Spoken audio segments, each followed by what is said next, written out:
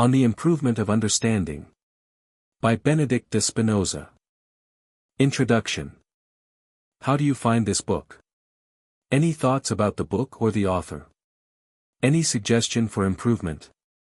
Please take a moment to share your thoughts in a comment. If you like it, share it with your friends who might enjoy it as well. Subscribe to keep in touch.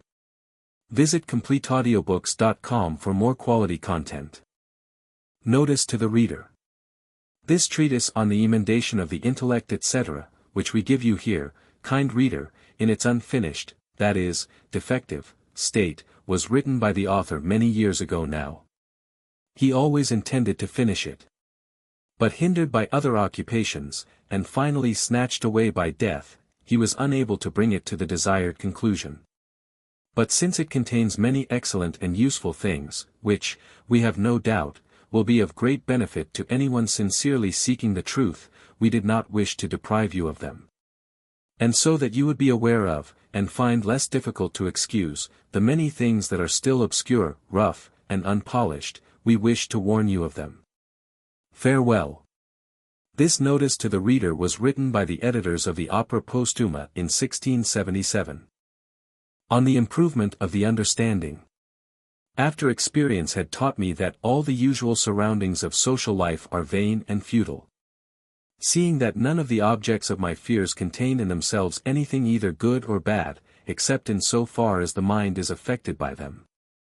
I finally resolved to inquire whether there might be some real good having power to communicate itself, which would affect the mind singly, to the exclusion of all else, whether, in fact, there might be anything of which the discovery and attainment would enable me to enjoy continuous, supreme, and unending happiness. I say, I finally resolved, for at first sight it seemed unwise willingly to lose hold on what was sure for the sake of something then uncertain. I could see the benefits which are acquired through fame and riches, and that I should be obliged to abandon the quest of such objects, if I seriously devoted myself to the search for something different and new. I perceived that if true happiness chanced to be placed in the former I should necessarily miss it, while if, on the other hand, it were not so placed, and I gave them my whole attention, I should equally fail. Of the ordinary objects of men's desires. I therefore debated whether it would not be possible to arrive at the new principle, or at any rate at a certainty concerning its existence, without changing the conduct and usual plan of my life. With this end in view I made many efforts, in vain. For the ordinary surroundings of life which are esteemed by men, as their actions testify, to be the highest good, may be classed under the three heads, riches, fame, and the pleasures of sense. With these three the mind is so absorbed that it has little power to reflect on any different good. By sensual pleasure the mind is enthralled to the extent of quiescence, as if the supreme good were actually attained, so that it is quite incapable of thinking of any other object. When such pleasure has been gratified it is followed by extreme melancholy, whereby the mind, though not enthralled, is disturbed and dulled. The pursuit of honors and riches is likewise very absorbing, especially if such objects be sought simply for their own sake, one inasmuch as they are then supposed to constitute the highest good. In the case of fame the mind is still more absorbed, for fame is conceived as always good for its own sake, and as the ultimate end to which all actions are directed. Further, the attainment of riches and fame is not followed as in the case of sensual pleasures by repentance, but, the more we acquire, the greater is our delight, and, consequently, the more are we incited to increase both the one and the other. On the other hand, if our hopes happen to be frustrated we are plunged into the deepest sadness. Fame has the further drawback that it compels its votaries to order their lives according to the opinions of their fellow men, shunning what they usually shun, and seeking what they usually seek.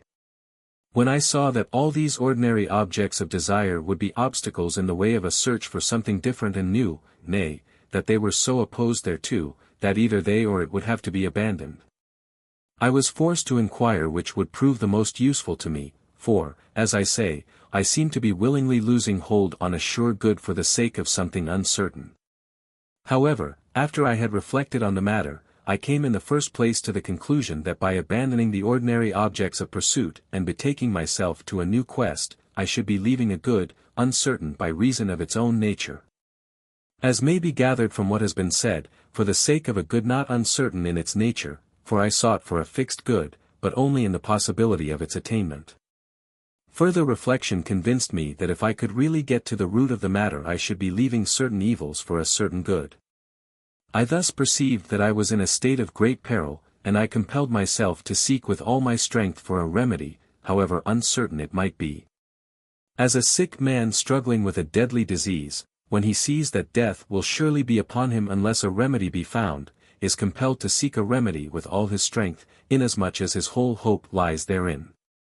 All the objects pursued by the multitude not only bring no remedy that tends to preserve our being, but even act as hindrances, causing the death not seldom of those who possess them too and always of those who are possessed by them. There are many examples of men who have suffered persecution even to death for the sake of their riches, and of men who in pursuit of wealth have exposed themselves to so many dangers that they have paid away their life as a penalty for their folly. Examples are no less numerous of men, who have endured the utmost wretchedness for the sake of gaining or preserving their reputation. Lastly, are innumerable cases of men, who have hastened their death through overindulgence in sensual pleasure. All these evils seem to have arisen from the fact, that happiness or unhappiness is made wholly dependent on the quality of the object which we love. When a thing is not loved, no quarrels will arise concerning it, no sadness be felt if it hatred, in short no disturbances of the mind. All these arise from the love of what is perishable, such as the objects already mentioned. But love towards a thing eternal and infinite feeds the mind wholly with joy, and is itself unmingled with any sadness, wherefore it is greatly to be desired and sought for with all our strength. Yet it was not at random that I used the words, if I could go to the root of the matter, for, though what I have urged was perfectly clear to my mind, I could not forthwith lay aside all love of riches, sensual enjoyment, and fame. One thing was evident, namely, that while my mind was employed with these thoughts it turned away from its former objects of desire, and seriously considered the search for a new principle. This state of things was a great comfort to me, for I perceived that the evils were not such as to resist all remedies. Although these intervals were at first rare, and of very short duration, yet afterwards, as the true good became more and more discernible to me, they became more frequent and more lasting. Especially after I had recognized that the acquisition of wealth, sensual pleasure, or fame, is only a hindrance, so long as they are sought as ends not as means. If they be sought as means, they will be under restraint, and, far from being hindrances, will further not a little the end for which they are sought, as I will show in due time. Of the true and final good. I will here only briefly state what I mean by true good, and also what is the nature of the highest good. In order that this may be rightly understood, we must bear in mind that the terms good and evil are only applied relatively, so that the same thing may be called both good and bad according to the relations in view. In the same way as it may be called perfect or imperfect. Nothing regarded in its own nature can be called perfect or imperfect, especially when we are aware that all things which come to pass according to the eternal order and fixed laws of nature. However, human weakness cannot attain to this order in its own thoughts, but meanwhile man conceives a human character much more stable than his own, and sees that there is no reason why he should not himself acquire such a character. Thus he is led to seek for means which will bring him to this pitch of perfection, and calls everything which will serve as such means a true good. The chief good is that he should arrive, together with other individuals if possible, at the possession of the aforesaid character. What that character is we shall show in due time, namely, that it is the knowledge of the union existing being the mind and the whole of nature. 3. This, then, is the end for which I strive, to attain to such a character myself, and to endeavor that many should attain to it with me. In other words, it is part of my happiness to lend a helping hand, that many others may understand even as I do, so that their understanding and desire may entirely agree with my own. In order to bring this about, it is necessary to understand as much of nature as will enable us to attain to the aforesaid character. And also to form a social order such as is most conducive to the attainment of this character by the greatest number with the least difficulty in danger. We must seek the assistance of moral philosophy for and the theory of education. Further, as health is no insignificant means for attaining our end, we must also include the whole science of medicine, and, as many difficult things are by contrivance rendered easy, and we can in this way gain much time and convenience. The science of mechanics must in no way be despised. But before all things, a means must be devised for improving the understanding and purifying it, as far as may be at the outset, so that it may apprehend things without error, and in the best possible way. Thus it is apparent to everyone that I wish to direct all science to one end, an aim, so that we may attain to the supreme human perfection which we have named. And, therefore, whatsoever in the sciences does not serve to promote our object will have to be rejected as useless. To sum up the matter in a word, all our actions and thoughts must be directed to this one end. Certain rules of life. Yet, as it is necessary that while we are endeavoring to attain our purpose, and bring the understanding into the right path we should carry on our life, we are compelled first of all to lay down certain rules of life as provisionally good, to wit the following. I. To speak in a manner intelligible to the multitude, and to comply with every general custom that does not hinder the attainment of our purpose. For we can gain from the multitude no small advantages, provided that we strive to accommodate ourselves to its understanding as far as possible. Moreover, we shall in this way gain a friendly audience for the reception of the truth. 2. To indulge ourselves with pleasures only in so far as they are necessary for preserving health. 3. Lastly, to endeavor to obtain only sufficient money or other commodities to enable us to preserve our life and health, and to follow such general customs as are consistent with our purpose. Having laid down these preliminary rules, I will betake myself to the first and most important task, namely, the amendment of the understanding, and the rendering it capable of understanding things in the manner necessary for attaining our end. In order to bring this about, the natural order demands that I should here recapitulate all the modes of perception, which I have hitherto employed for affirming or denying anything with certainty, so that I may choose the best. And at the same time begin to know my own powers and the nature which I wish to perfect. Of the 4 modes of perception. Reflection shows that all modes of perception or knowledge may be reduced to 4. I. Perception arising from hearsay or from some sign which everyone may name as he please. 2. Perception arising from mere experience, that is, from experience not yet classified by the intellect, and only so called because the given event has happened to take place, and we have no contradictory fact to set against it. So that it therefore remains unassailed in our minds. 3. Perception arising when the essence of one thing is inferred from another thing, but not adequately. This comes when from some effect we gather its cause, or when it is inferred from some general proposition that some property is always present. 4. Lastly, there is the perception arising when a thing is perceived solely through its essence, or through the knowledge of its proximate cause. All these kinds of perception I will illustrate by examples. By hearsay I know the day of my birth, my parentage, and other matters about which I have never felt any doubt.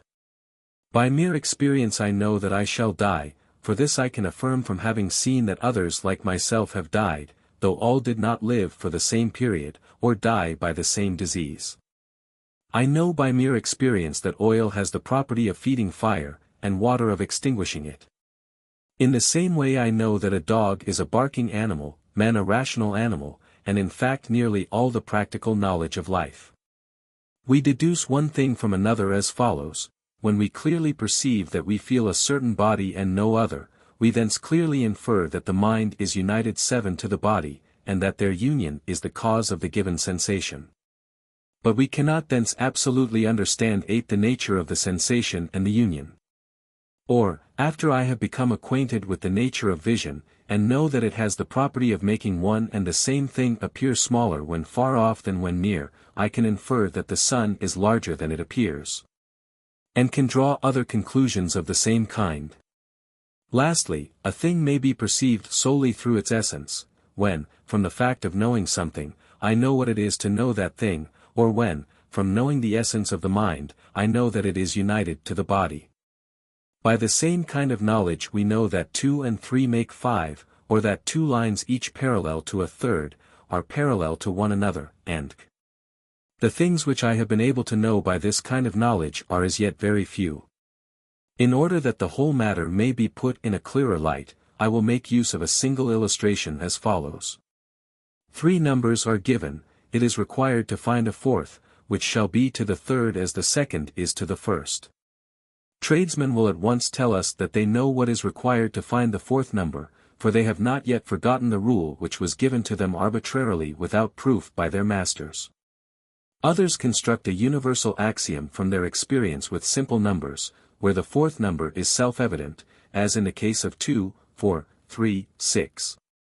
Here it is evident that if the second number be multiplied by the third, and the product divided by the first, the quotient is 6. When they see that by this process the number is produced which they knew beforehand to be the proportional, they infer that the process always holds good for finding a fourth number proportional. Mathematicians, however, know by the proof of the 19th proposition of the 7th book of Euclid, what numbers are proportionals, namely. From the nature and property of proportion it follows that the product of the first and fourth will be equal to the product of the second and third. Still they do not see the adequate proportionality of the given numbers, or, if they do see it, they see it not by virtue of Euclid's proposition, but intuitively, without going through any process. Of the best mode of perception. In order that from these modes of perception the best may be selected, it is well that we should briefly enumerate the means necessary for attaining our end. I. To have an exact knowledge of our nature which we desire to perfect, and to know as much as is needful of nature in general. 2. To collect in this way the differences, the agreements, and the oppositions of things. 3. To learn thus exactly how far they can or cannot be modified. 4. To compare this result with the nature and power of man. We shall thus discern the highest degree of perfection to which man is capable of attaining. We shall then be in a position to see which mode of perception we ought to choose. As to the first mode, it is evident that from hearsay our knowledge must always be uncertain, and, moreover, can give us no insight into the essence of a thing, as is manifest in our illustration. Now one can only arrive at knowledge of a thing through knowledge of its essence, as will hereafter appear. We may, therefore clearly conclude that the certainty arising from hearsay cannot be scientific in its character. For simple hearsay cannot affect anyone whose understanding does not, so to speak, meet it halfway.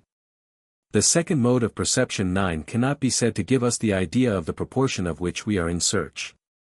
Moreover its results are very uncertain and indefinite, for we shall never discover anything in natural phenomena by its means, except accidental properties, which are never clearly understood. Unless the essence of the things in question be known first. Wherefore this mode also must be rejected. Of the third mode of perception we may say in a manner that it gives us the idea of the thing sought, and that it us to draw conclusions without risk of error.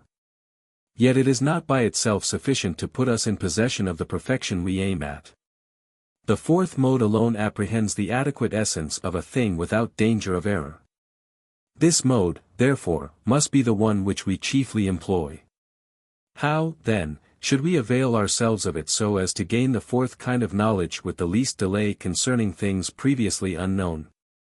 I will proceed to explain.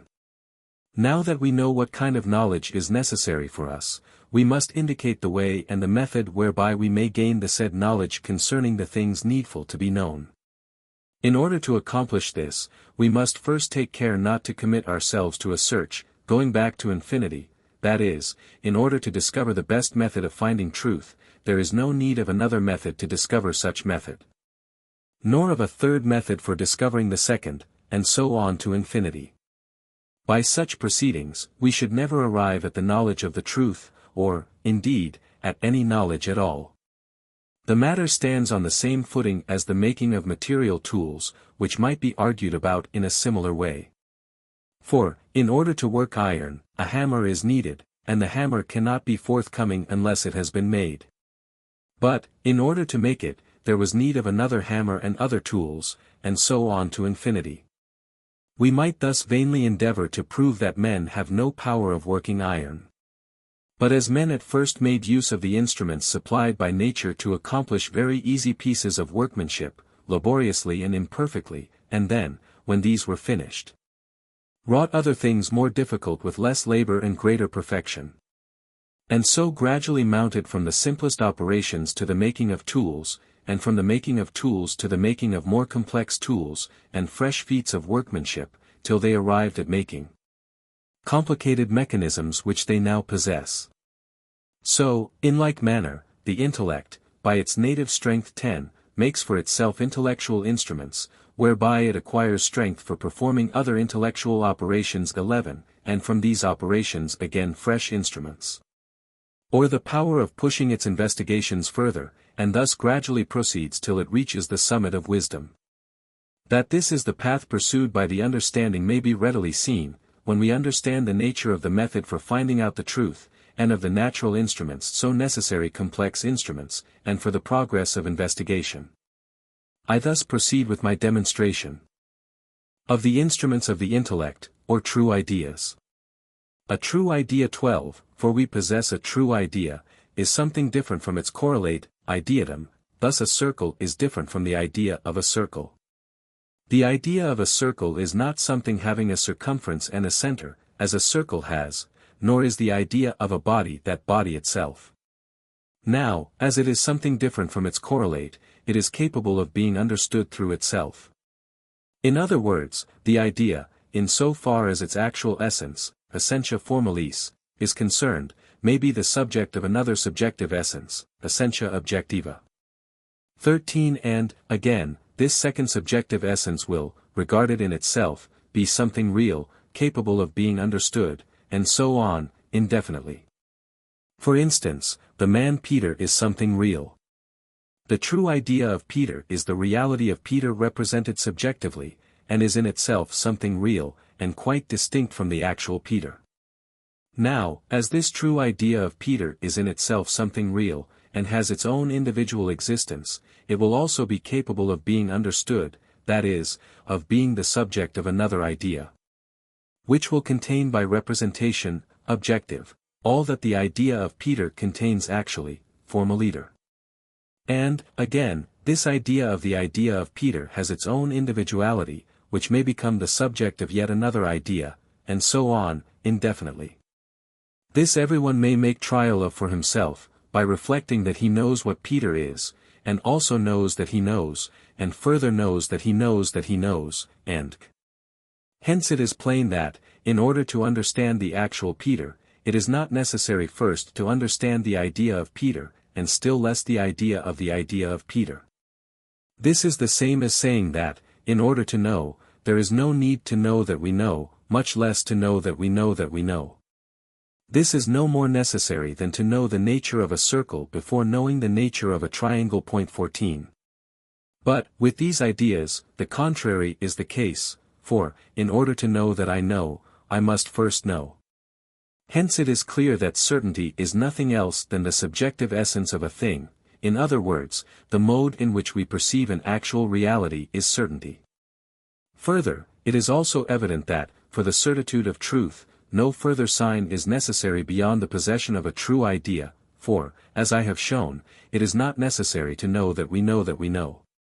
Hence, again, it is clear that no one can know the nature of the highest certainty, unless he possesses an adequate idea, or the subjective essence of a thing. Certainty is identical with such subjective essence. Thus, as the truth needs no sign, it being to possess the subjective essence of things, or, in other words, the ideas of them. In order that all doubts may be removed, it follows that the true method does not consist in seeking for the signs of truth after the acquisition of the idea, but that the true method teaches us the order in which we should seek for truth itself. 15 Or the subjective essences of things, or ideas, for all these expressions are synonymous. Again, method must necessarily be concerned with reasoning or understanding. I mean, method is not identical with reasoning in the search for causes, still less is it the comprehension of the causes of things, it is the discernment of a true idea. By distinguishing it from other perceptions, and by investigating its nature, in order that we may so train our mind that it may, by a given standard, comprehend whatsoever is intelligible, by laying down certain rules as aids, and by avoiding useless mental exertion. Whence we may gather that method is nothing else than reflective knowledge, or the idea of an idea, and that as there can be no idea of an idea, unless an idea exists previously, there can be no method without a pre-existent idea. Therefore, that will be a good method which shows us how the mind should be directed, according to the standard of the given true idea. Again, seeing that the ratio existing between two ideas is the same as the ratio between the actual realities corresponding to those ideas, it follows that the reflective knowledge which has for its object the most perfect being is more excellent than reflective knowledge concerning other objects. In other words, that method will be most perfect which affords the standard of the given idea of the most perfect being whereby we may direct our mind. We thus easily understand how, in proportion as it acquires new ideas, the mind simultaneously acquires fresh instruments for pursuing its inquiries further. For we may gather from what has been said, that a true idea must necessarily first of all exist in us as a natural instrument. And that when this idea is apprehended by the mind, it enables us to understand the difference existing between itself and all other perceptions. In this, one part of the method consists. Now it is clear that the mind apprehends itself better in proportion as it understands a greater number of natural objects. It follows, therefore, that this portion of the method will be more perfect in proportion as the mind attains to the comprehension of a greater number of objects. And that it will be absolutely perfect and the mind gains a knowledge of the absolutely perfect being, or becomes conscious thereof. Again, the more things the mind knows, the better does it understand its own strength and the order of nature. By increased self-knowledge, it can direct itself more easily, and lay down rules for its own guidance. And, by increased knowledge of nature, it can more easily avoid what is useless. And this is the sum total of method, as we have already stated. We may add that the idea in the world of thought is in the same case as its correlate in the world of reality. If, therefore, there be anything in nature which is without connection with any other thing, and if we assign to it a subjective essence, which would in every way correspond to the objective reality, the subjective essence would have no connection 16 with any other ideas. In other words, we could not draw any conclusions with regard to it. On the other hand, those things which are connected with others, as all things that exist in nature, will be understood by the mind. And their subjective essences will maintain the same mutual relations as their objective realities, that is to say, we shall infer from these ideas other ideas, which will in turn be connected with others. And thus our instruments for proceeding with our investigation will increase. This is what we were endeavoring to prove. Further, from what has just been said, namely, that an idea must, in all respects, correspond to its correlate in the world of reality, it is evident that, in order to reproduce in every respect the faithful image of nature, our mind must deduce all its ideas from the idea which represents the origin and source of the whole of nature, so that it may itself become the source of other ideas. Answers to objections. It may, perhaps, provoke astonishment that, after having said that the good method is that which teaches us to direct our mind according to the standard of the given true idea, we should prove our point by reasoning, which would seem to indicate that it is not self-evident. We may, therefore, be questioned as to the validity of our reasoning. If our reasoning be sound, we must take as a starting point a true idea. Now, to be certain that our starting point is really a true idea, we need proof. This first course of reasoning must be supported by a second, the second by a third, and so on to infinity. To this I make answer that, if by some happy chance anyone had adopted this method in his investigations of nature, that is, if he had acquired new ideas in the proper order, according to the standard of the original true idea, he would never have doubted 17 of the truth of his knowledge, inasmuch as truth, as we have shown, makes itself manifest, and all things would flow, as it were, spontaneously towards him. But as this never, or rarely, happens, I have been forced so to arrange my proceedings, that we may acquire by reflection and forethought what we cannot acquire by chance, and that it may at the same time appear that, for proving the truth, and for valid reasoning, we need no other means than the truth and valid reasoning themselves, for by valid reasoning I have established valid reasoning, and, in like measure, I seek still to establish it. Moreover, this is the order of thinking adopted by men in their inward meditations. The reasons for its rare employment in investigations of nature are to be found in current misconceptions, whereof we shall examine the causes hereafter in our philosophy. Moreover, it demands, as we shall show, a keen and accurate discernment. Lastly, it is hindered by the conditions of human life, which are, as we have already pointed out, extremely changeable. There are also other obstacles, which we will not here inquire into. If anyone asks why I have not at the starting point set forth all the truths of nature in their due order, inasmuch as truth is self-evident, I reply by warning him not to reject as false any paradoxes he may find here, but to take the trouble to reflect on the chain of reasoning by which they are supported. He will then be no longer in doubt that we have attained to the truth. This is why I have as above. If there yet remains some skeptic, who doubts of our primary truth, and of all deductions we make, taking such truth as our standard, he must either be arguing in bad faith, or we must confess that there are men in complete mental blindness either innate or due to misconceptions, that is, to some external influence. Such persons are not conscious of themselves. If they affirm or doubt anything, they know not that they affirm or doubt, they say that they know nothing, and they say that they are ignorant of the very fact of their knowing nothing. Even this they do not affirm absolutely, they are afraid of confessing that they exist, so long as they know nothing. In fact, they ought to remain dumb, for fear of haply supposing which should smack of truth. Lastly, with such persons, one should not speak of sciences, for, in what relates to life and conduct, they are compelled by necessity to suppose that they exist, and seek their own advantage, and often affirm and deny, even with an oath. If they deny, grant, or gainsay, they know not that they deny, grant, or gainsay, so that they ought to be regarded as automata, utterly devoid of intelligence. Let us now return to our proposition. Up to the present, we have, first, defined the end to which we desire to direct all our thoughts. Secondly, we have determined the mode of perception best adapted to aid us in attaining our perfection. Thirdly, we have discovered the way which our mind should take, in order to make a good beginning, namely, that it should use every true idea as a standard in pursuing its inquiries according to fixed rules. Now, in order that it may thus proceed, our method must furnish us, first, with a means of distinguishing a true idea from all other perceptions, and enabling the mind to avoid the latter. Secondly, with rules for perceiving unknown things according to the standard of the true idea. Thirdly, with an order which enables us to avoid useless labor. When we became acquainted with this method, we saw that, fourthly, it would be perfect when we had attained to the idea of the absolutely perfect being. This is an observation which should be made at the outset, in order that we may arrive at the knowledge of such a being more quickly. First part of method. Distinction of true ideas from fictitious ideas. Let us then make a beginning with the first part of the method, which is, as we have said, to distinguish and separate the true idea from other perceptions, and to keep the mind from confusing with true ideas those which are false, fictitious, and doubtful.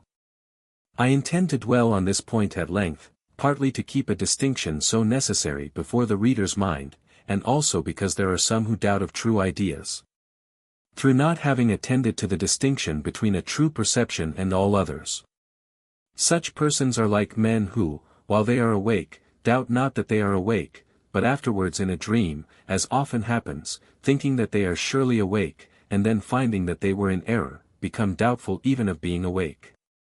This state of mind arises through neglect of the distinction between sleeping and waking.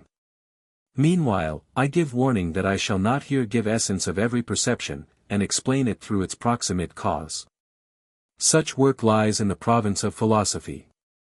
I shall confine myself to what concerns method, that is, to the character of fictitious, false and doubtful perceptions, and the means of freeing ourselves therefrom. Let us then first inquire into the nature of a fictitious idea. Every perception has for its object either a thing considered as existing, or solely the essence of a thing. Now, fiction is chiefly occupied with things considered as existing.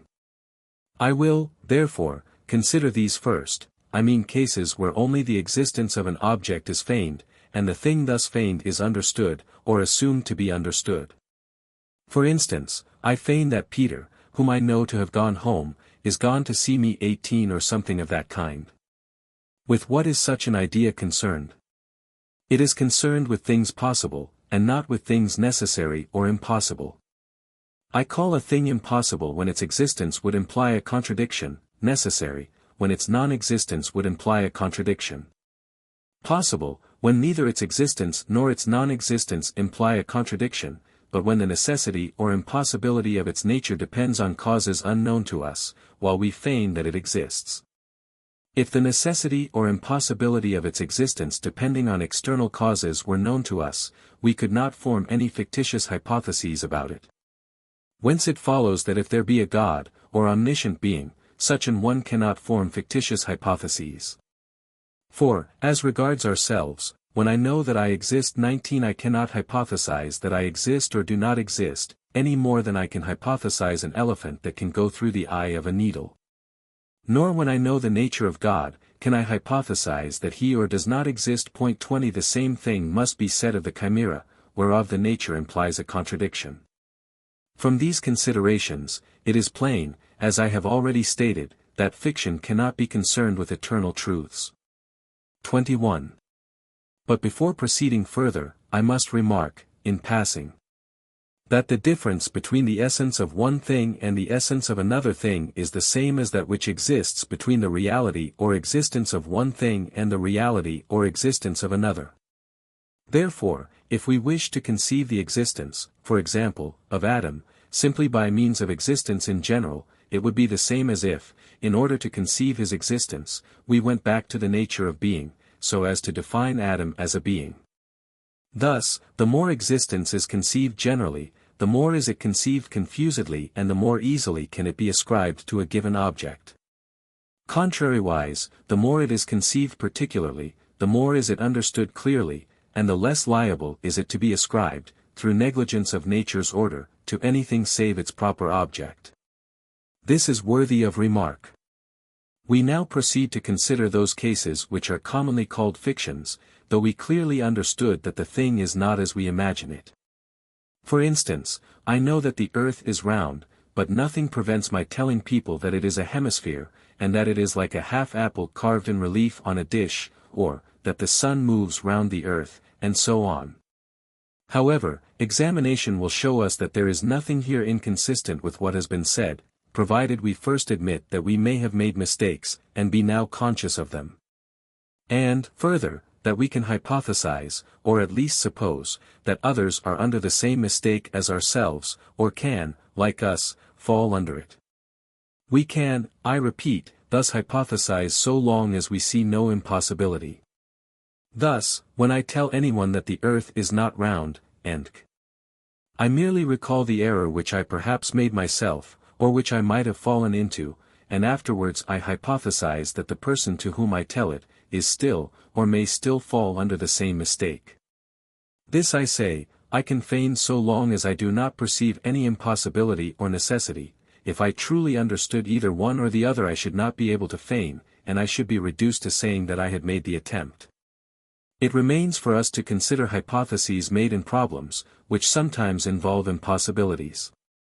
For instance, when we say, let us assume that this burning candle is not burning, or, let us assume that it burns in some imaginary space, or where there are no physical objects.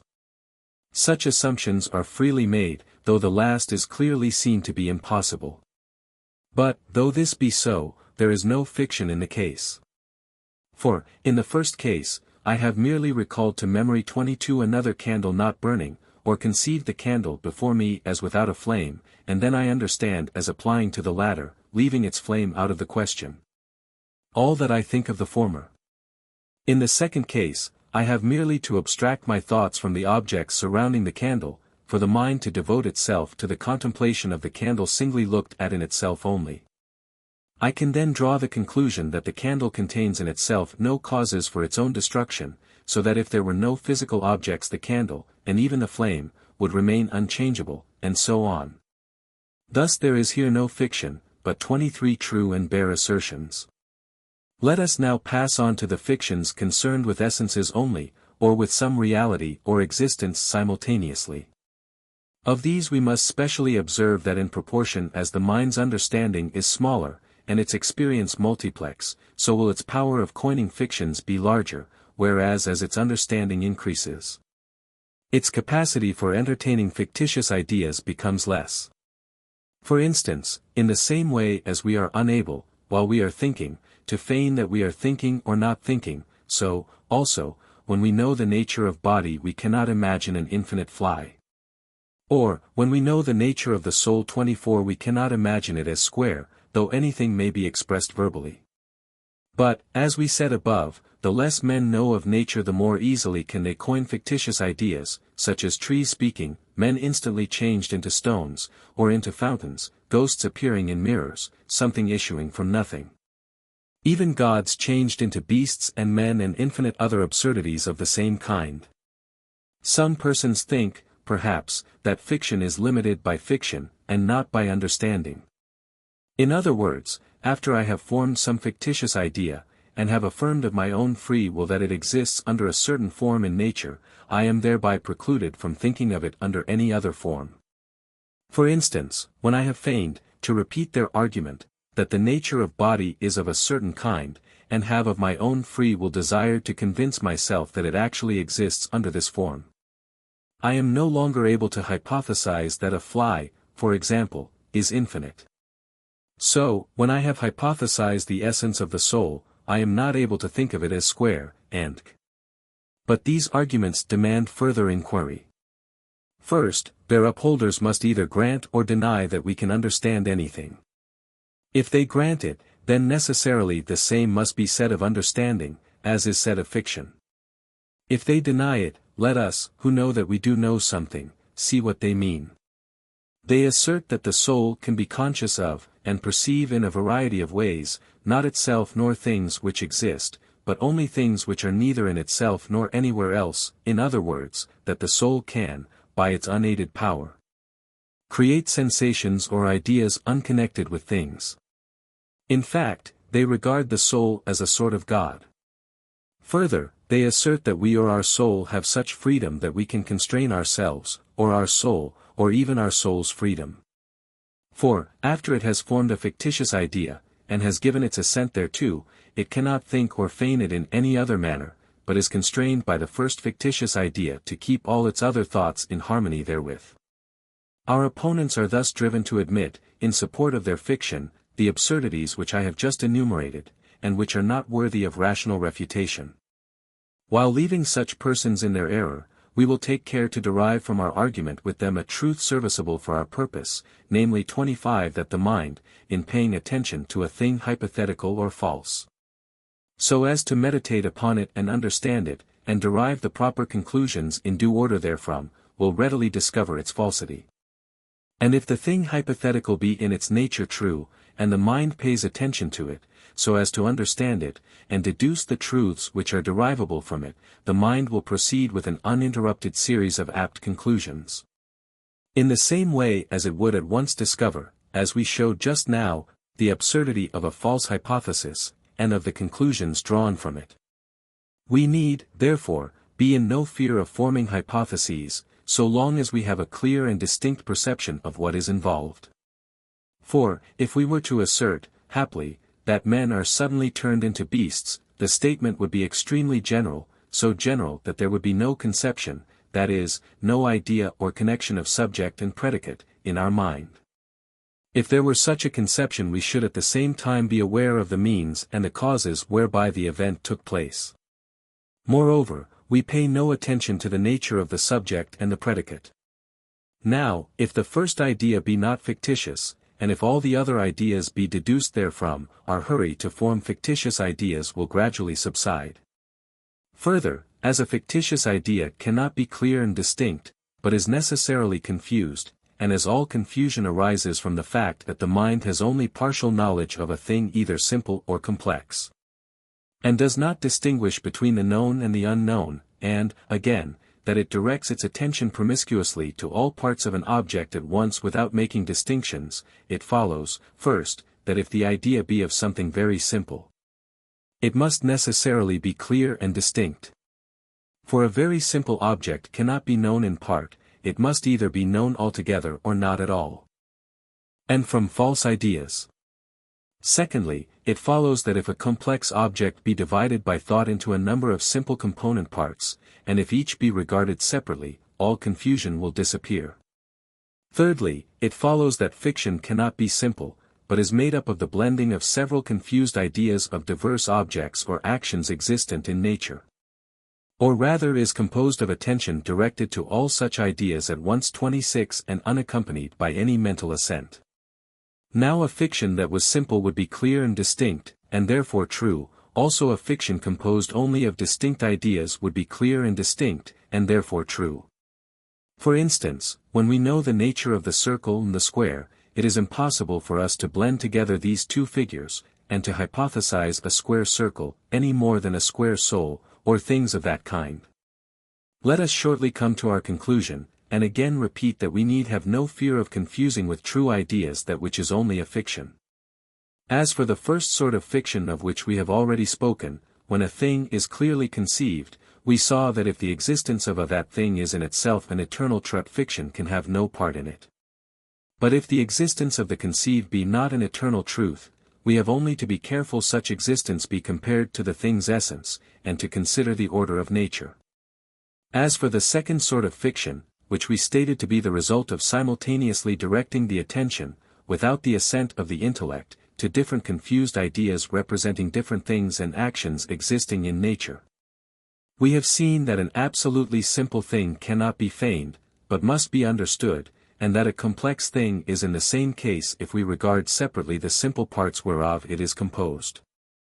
We shall not even be able to hypothesize any untrue action concerning such objects, for we shall be obliged to consider at the same time the causes and manner of such action. These matters being thus understood, let us pass on to consider the false idea, observing the objects with which it is concerned, and the means of guarding ourselves from falling into false perceptions. Neither of these tasks will present much difficulty, after our inquiry concerning fictitious ideas. The false idea only differs from the fictitious idea in the fact of implying a mental assent, that is, as we have already remarked, while the representations are occurring, there are no causes present to us, wherefrom, as in fiction, we can conclude that such representations do not arise from external objects. In fact, it is much the same as dreaming with our eyes open, or while awake. Thus, a false idea is concerned with, or, to speak more correctly, is attributable to, the existence of a thing whereof the essence is known, or the essence itself, in the same way as a fictitious idea.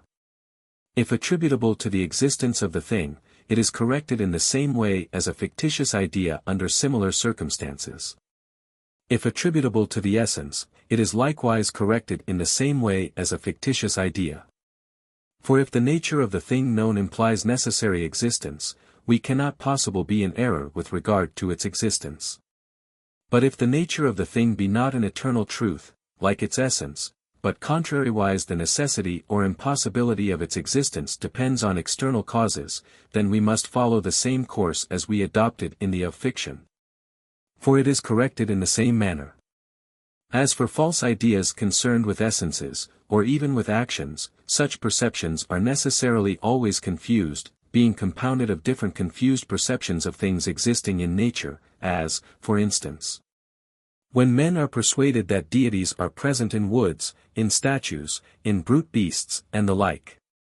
That there are bodies which, by their composition alone, give rise to intellect, that corpses reason, walk about, and speak, that God is deceived, and so on. But ideas which are clear and distinct can never be false, for ideas of things clearly and distinctly conceived are either very simple themselves, or are compounded from very simple ideas, that is, are deduced therefrom. The impossibility of a very simple idea being false is evident to everyone who understands the nature of truth or understanding and of falsehood.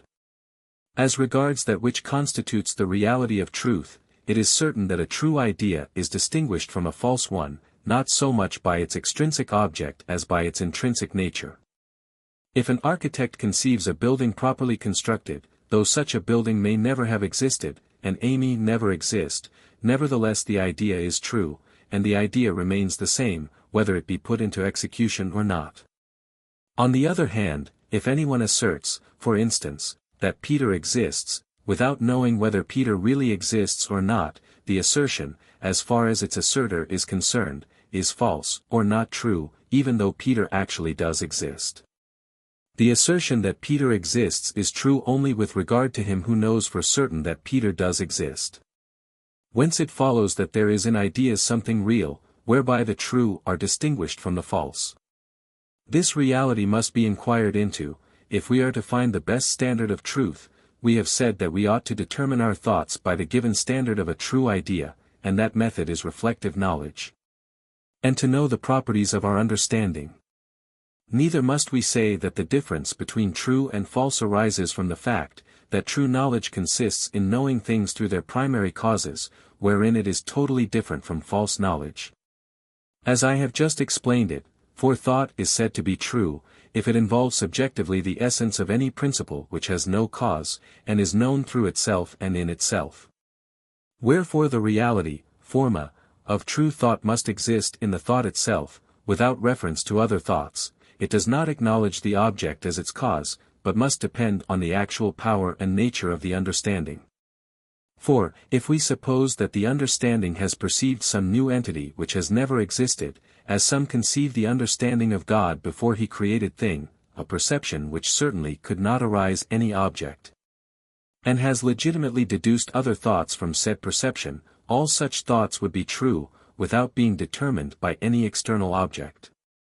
They would depend solely on the power and nature of the understanding. Thus, that which constitutes the reality of a true thought must be sought in the thought itself, and deduced from the nature of the understanding. In order to pursue our investigation, let us confront ourselves with some true idea, whose object we know for certain to be dependent on our power of thinking, and to have nothing corresponding to it in nature. With an idea of this kind before us, we shall, as appears from what has just been said, be more easily able to carry on the research we have in view. For instance, in order to form the conception of a sphere, I invent a cause at my pleasure, namely, a semicircle revolving round its center, and thus producing a sphere. This is indisputably a true idea. And, although we know that no sphere in nature has ever actually been so formed, the perception remains true, and is the easiest manner of conceiving a sphere. We must observe that this perception asserts the rotation of a semicircle, which assertion would be false, if it were not associated with the conception of a sphere, or of a cause determining a motion of the kind, or absolutely. If the assertion were isolated, the mind would then only tend to the affirmation of the sole motion of a semicircle, which is not contained in the conception of a semicircle, and does not arise from the conception of any cause capable of producing such motion. Thus falsity consists only in this, that something is affirmed of a thing, which is not contained in the conception we have formed of that thing, as motion or rest of a semicircle. Whence it follows that simple ideas cannot be other than true, e.g. the simple idea of a semicircle, of motion, of rest, of quantity, and whatsoever affirmation such ideas contain is equal to the concept formed, and does not extend further.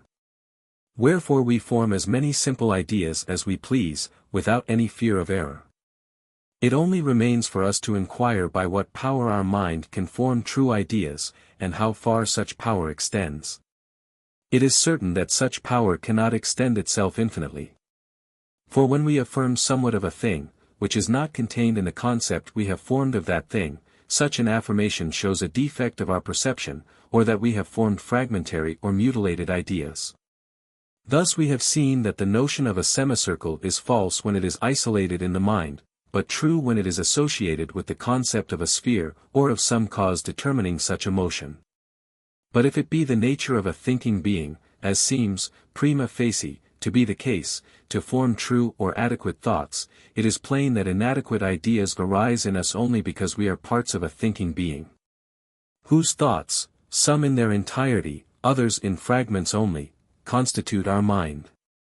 But there is another point to be considered, which was not worth raising in the case of fiction, but which give rise to complete deception, namely, that certain things presented to the imagination also exist in the understanding, in other words, are conceived clearly and distinctly.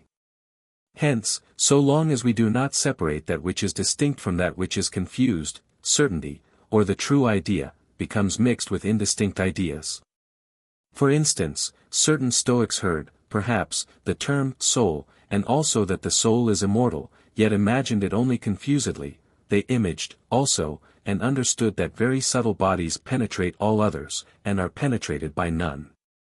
By combining these ideas, and being at the same time certain of the truth of the axiom, they forthwith became convinced that the mind consists of very subtle bodies, that these very subtle bodies cannot be divided and.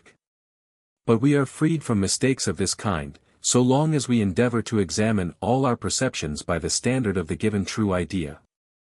We must take care, as has been said, to separate such perceptions from all those which arise from hearsay or unclassified experience. Moreover, such mistakes arise from things being conceived too much in the abstract. For it is sufficiently self-evident that what I conceive as in its true object I cannot apply to anything else. Lastly, they arise from a want of understanding of the primary elements of nature as a whole. Whence we proceed without due order, and confound nature with abstract rules, which, although they be true enough in their sphere, yet, when misapplied, confound themselves, and pervert the order of nature.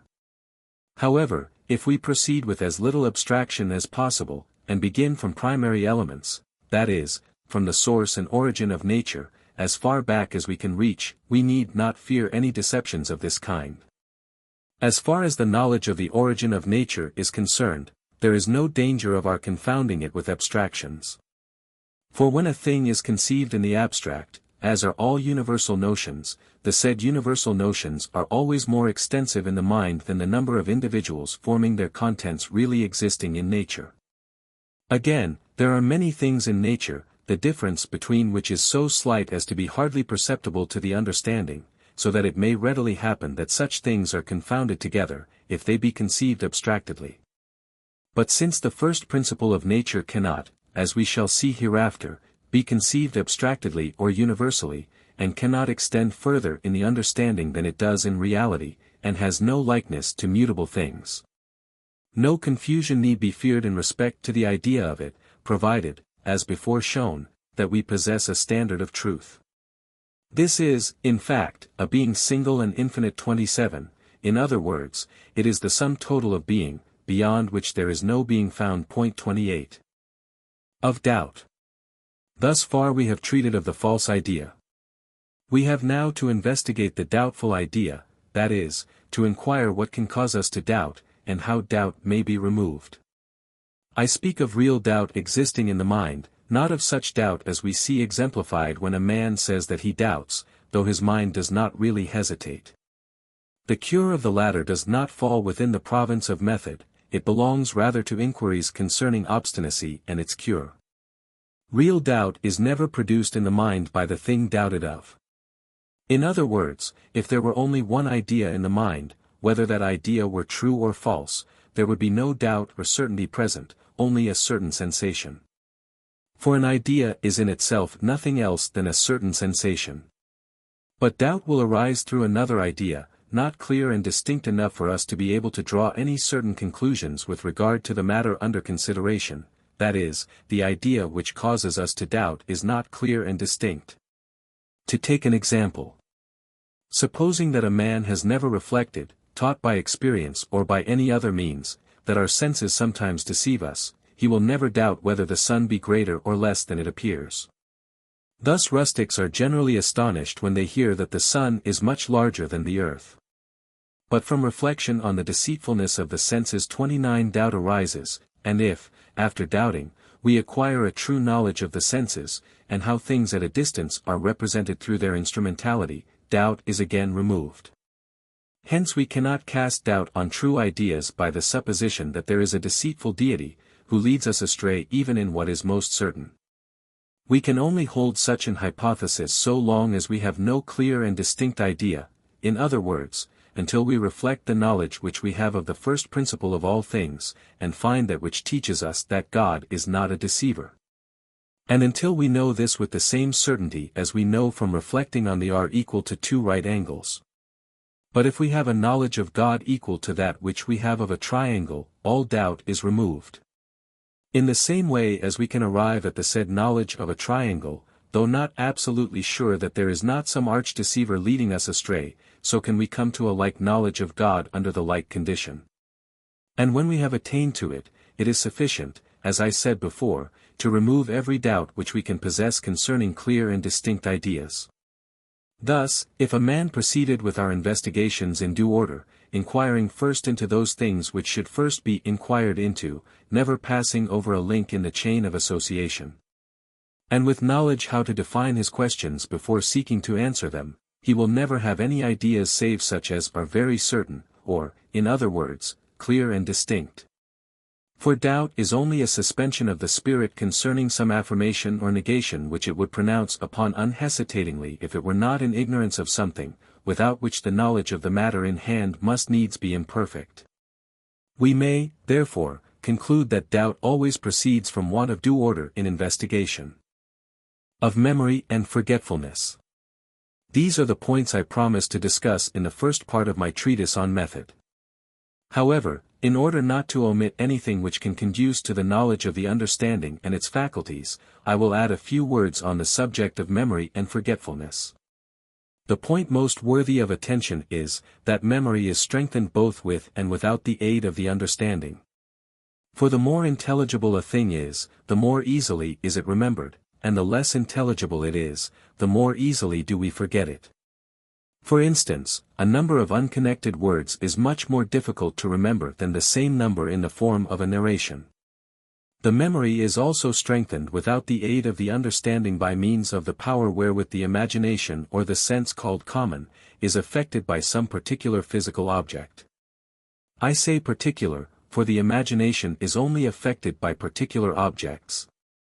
If we read, for instance, a single romantic comedy, we shall remember it very well, so long as we do not read many others of the same kind, for it will reign alone in the memory if, however, we read several others of the same kind.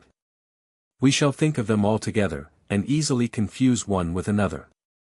I say also, physical. For the imagination is only affected by physical objects. As, then, the memory is strengthened both with and without the aid of the understanding, we may conclude that it is different from the understanding, and that in the latter considered in itself there is neither memory nor forgetfulness. What, then, is memory? It is nothing else than the actual sensation of impressions on the brain, accompanied with the thought of a definite duration 30 of the sensation. This is also shown by reminiscence. For then we think of the sensation, but without the notion of continuous duration, thus the idea of that sensation is not the actual duration of the sensation or actual memory. Whether ideas are or are not subject to corruption will be seen in philosophy. If this seems too absurd to anyone, it will be sufficient for our purpose, if you reflect on the fact that a thing is more easily remembered in proportion to its singularity, as appears from the example of the comedy just cited. Further, a thing is remembered more easily in proportion to its intelligibility, therefore we cannot help remember that which is extremely singular and sufficiently intelligible. Thus, then, we have distinguished between a true idea and other perceptions, and shown that ideas fictitious, false, and the rest, originate in the imagination, that is, in certain sensations fortuitous, so to speak, and disconnected. Arising not from the power of the mind, but from external causes, according as the body, sleeping or waking, receives various motions. But one may take any view one likes of the imagination so long as one acknowledges that it is different from the understanding, and that the soul is passive with regard to it. The view taken is immaterial, if we know that the imagination is something indefinite, with regard to which the soul is passive, and that we can by some means or other free ourselves therefrom with the help of the understanding. Let no one then be astonished that before proving the existence of body, and other necessary things, I speak of imagination of body, and of its composition. The view taken is, I repeat, immaterial, so long as we know that imagination is something indefinite, and as regards as a true idea, we have shown that it is simple or compounded of simple ideas. That it shows how and why something is or has been made, and that its subjective effects in the soul correspond to the actual reality of its object. This conclusion is identical with the saying of the ancients, that true proceeds from cause to effect. Though the ancients, so far as I know, never formed the conception put forward here that the soul acts according to fixed laws, and is as it were an immaterial automaton. Mental hindrances from words, and from the popular confusion of ready imagination with distinct understanding. Hence, as far as is possible at the outset, we have acquired a knowledge of our understanding. And such a standard of a true idea that we need no longer fear confounding truth with falsehood and fiction. Neither shall we wonder why we understand some things which in no wise fall within the scope of the imagination, while other things are in the imagination but wholly opposed to the understanding, or others, again, which agree therewith. We now know that the operations, whereby the effects of imagination are produced, take place under other laws quite different from the laws of the understanding, and that the mind is entirely passive with regard to them. Whence we may also see how easily men may fall into grave errors through not distinguishing accurately between the imagination and the understanding. Such as believing that extension must be localized, that it must be finite, that its parts are really distinct one from the other, that it is the primary and single foundation of all things. That it occupies more space at one time than at another, and other similar doctrines, all entirely opposed to truth, as we shall duly show. Again, since words are a part of the imagination, that is, since we form many conceptions in accordance with confused arrangements of words in the memory, dependent on particular bodily conditions, there is no doubt that words may, equally with the imagination, be the cause of many and great errors, unless we strictly on our guard. Moreover, words are formed according to popular fancy and intelligence, and are, therefore, signs of things as existing in the imagination, not as existing in the understanding. This is evident from the fact that to all such things as exist only in the understanding, not in the imagination, negative names are often given, such as incorporeal, infinite, and so, also, many conceptions really affirmative are expressed negatively, and vice versa, such as uncreate, independent, infinite, immortal, and inasmuch as their contraries are much more easily imagined, and, therefore, occurred first to men, and usurped positive names. Many things we affirm and deny, because the nature of words allows us to do so, though the nature of things does not. While we remain unaware of this fact, we may easily mistake falsehood for truth. Let us also beware of another great cause of confusion, which prevents the understanding from reflecting on itself. Sometimes, while making no distinction between the imagination and the intellect, we think that what we more readily imagine is clearer to us, and also we think that what we imagine we understand. Thus, we put first that which should be last, the true order of progression is reversed, and no legitimate conclusion is drawn. Second part of method. Its object, the acquisition of clear and distinct ideas. The chief rule of this part is, as appears from the first part, to review all the ideas coming to us through pure intellect, so as to distinguish them from such as we imagine. The distinction will be shown through the properties of each, namely, of the imagination and of the understanding. Now, in order at length to pass on to the second part of this method, I shall first set forth the object aimed at, and next the means for its attainment. The object aimed at is the acquisition of clear and distinct ideas, such as are produced by the pure intellect, and not by chance physical motions. In order that all ideas may be reduced to unity, we shall endeavor so to associate and arrange them that our mind may, as far as possible, reflect subjectively the reality of nature, both as a whole and as parts. As for the first point, it is necessary, as we have said, for our purpose that everything should be conceived either solely through its essence, or through its proximate cause. If the thing be self-existent or, as is commonly said, the cause of itself, it must be understood through its essence only. If it be not self-existent, but requires a cause for its existence, it must be understood through its proximate cause. For, in reality, the knowledge 31 of an effect is nothing else than the acquisition of more perfect knowledge of its cause. Therefore, we may never, while we are concerned with inquiries into actual things, draw any conclusion from abstractions. We shall be extremely careful not to confound that which is only in the understanding with that which is in the thing itself.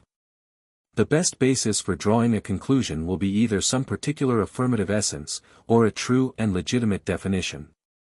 For the understanding cannot descend from universal axioms by themselves to particular things, since axioms are of infinite extent, and do not determine the understanding to contemplate one particular thing more than another.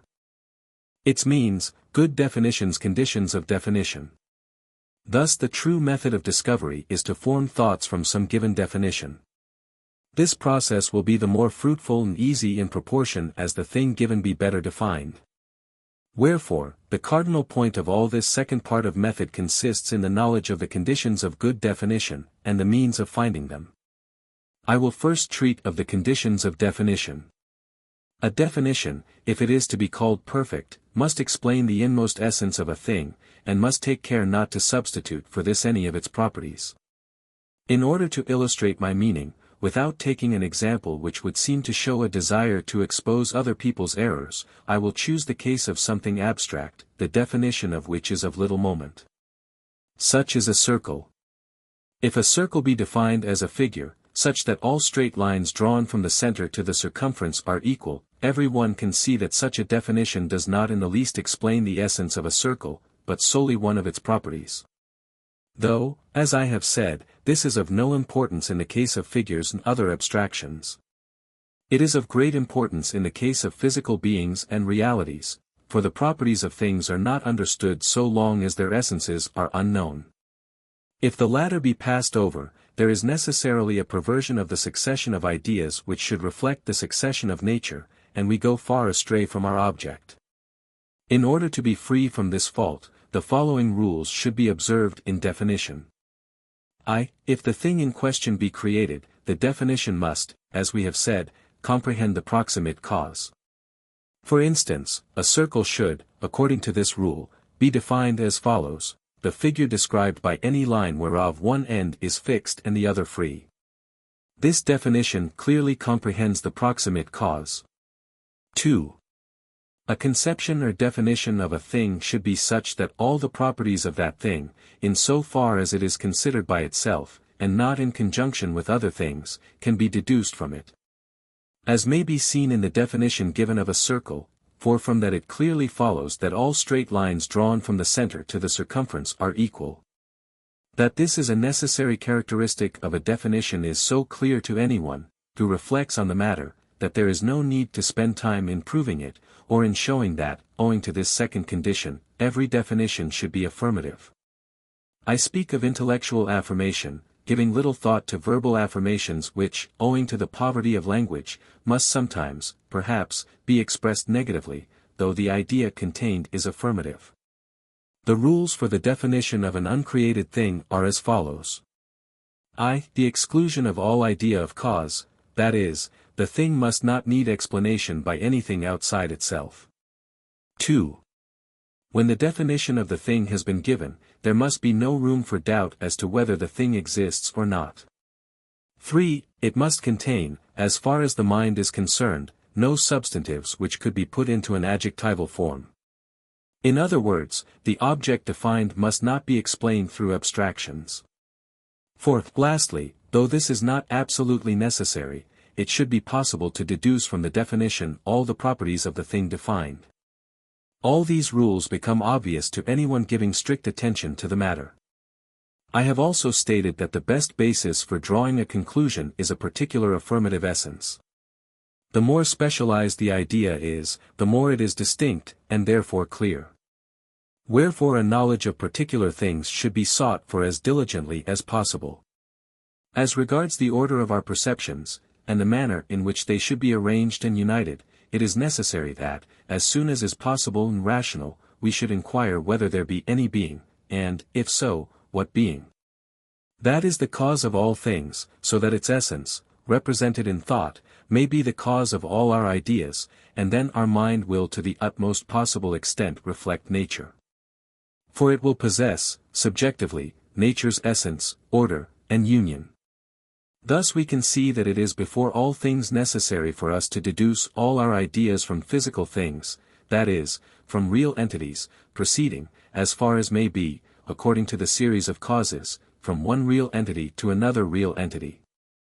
Never passing to universals and abstractions, either for the purpose of deducing some real entity from them, or deducing them from some real entity. Either of these processes interrupts the true progress of the understanding.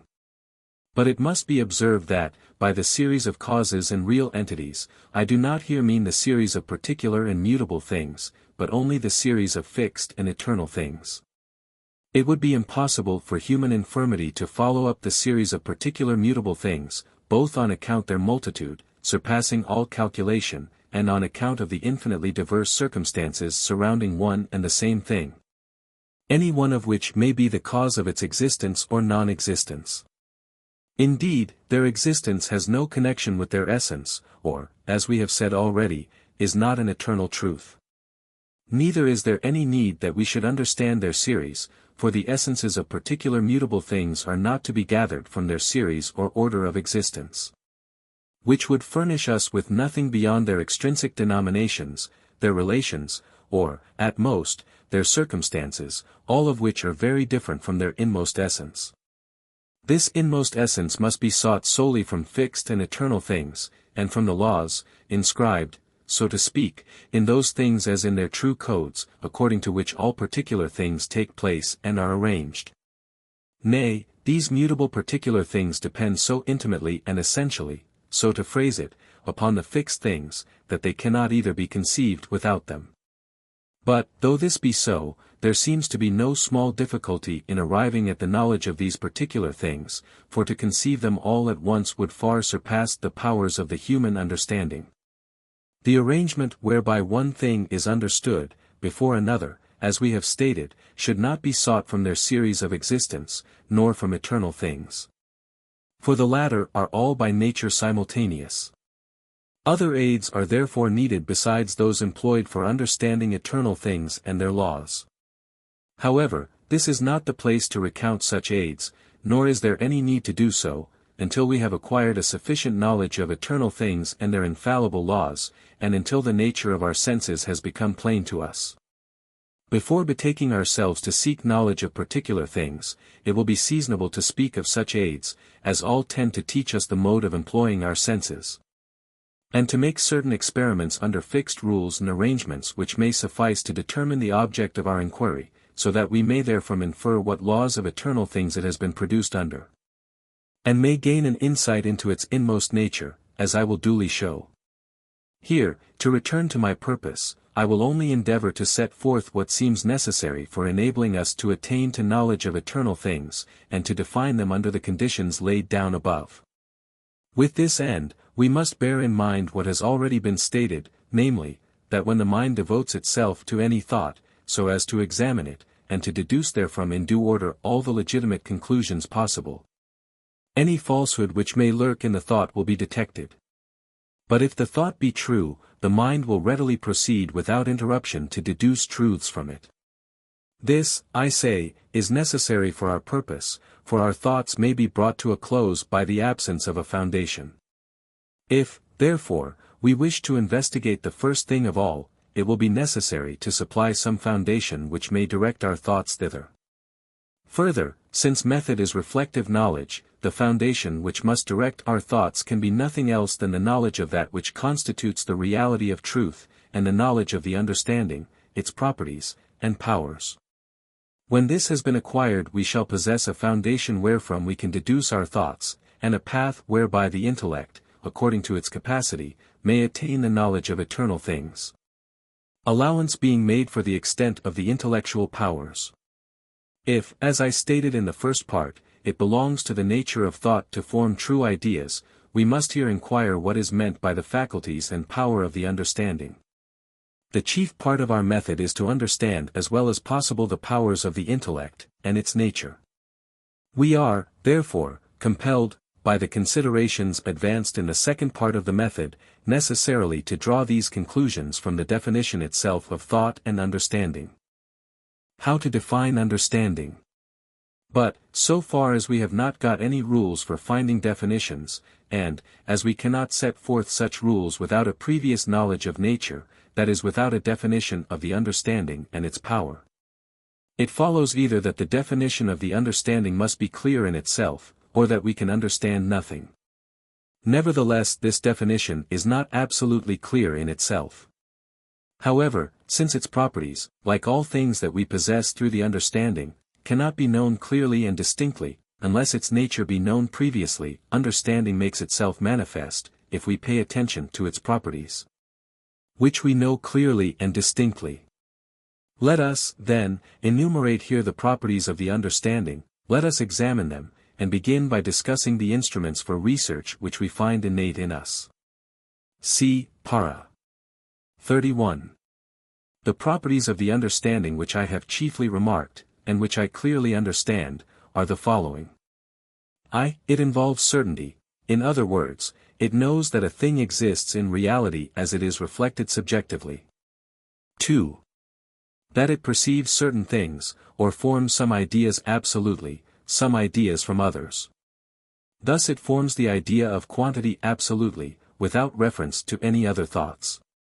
But ideas of motion it only forms after taking into consideration the idea of quantity. 3. Those ideas which the understanding forms absolutely express infinity, determinate ideas are derived from other ideas. Thus in the idea of quantity, perceived by means of a cause, the quantity is determined, as when a body is perceived to be formed by the motion of a plane by the motion of a line, or, again, a line by the motion of a point. All these are perceptions which do not serve towards understanding quantity, but only towards determining it. This is proved by the fact that we conceive them as formed as it were by motion, yet this motion is not perceived unless the quantity be perceived also. We can even prolong the motion to form an infinite line, which we certainly could not do unless we had an idea of infinite quantity. 4. The understanding forms positive ideas before forming negative ideas. v. It perceives things not so much under the condition of duration as under a certain form of eternity, and in an infinite number. Or rather in perceiving things it does not consider either their number or duration, whereas, in imagining them, it perceives them in a determinate number, duration, and quantity. 6. The ideas which we form as clear and distinct, seem to follow from the sole necessity of our nature, that they appear to depend absolutely on our sole power. With confused ideas the contrary is the case. They are often formed against our will. 7. The mind can determine in many ways the ideas of things, which the understanding forms from other ideas. Thus, for instance, in order to define the plane of an ellipse, it supposes a point adhering to a chord to be moved around two centers, or again, it conceives an infinity of points, always in the same fixed relation to a given straight line, angle of the vertex of the cone, or in an infinity of other ways. 8. The more ideas express perfection of any object, the more perfect are they themselves, for we do not admire the architect who has planned a chapel so much as the architect who has planned a splendid temple. I do not stop to consider the rest of what is referred to thought, such as love, joy, and they are nothing to our present purpose, and cannot even be conceived unless the understanding be perceived previously. When perception is removed, all these go with it. False and fictitious ideas have nothing positive about them, as we have abundantly shown, which causes them to be called false or fictitious. They are only considered as such through the defectiveness of knowledge. Therefore, false and fictitious ideas as such can teach us nothing concerning the essence of thought. This must be sought from the positive properties just enumerated.